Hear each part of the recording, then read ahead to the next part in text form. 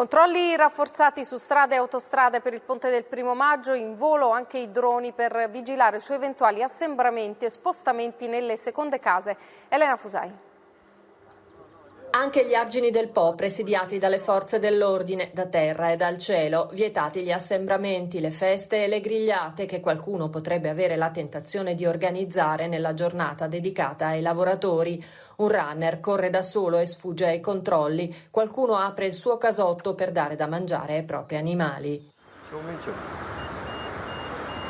Per il lungo ponte del 1° maggio sorvegliate speciali strade e autostrade che portano alle seconde case di villeggiatura dove non è ancora permesso trasferirsi.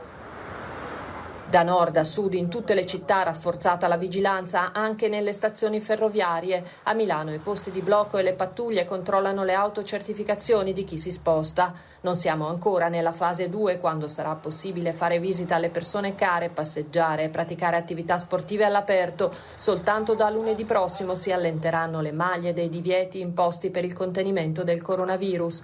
Sono oltre 15 milioni i controlli effettuati sul territorio nazionale fino ad oggi. Secondo i dati del Viminale, solo mercoledì scorso sono state controllate 272.000 persone, 4.472 sono state sanzionate e 33 denunciate per aver violato il divieto di allontanarsi dalla propria abitazione o per aver dichiarato il falso.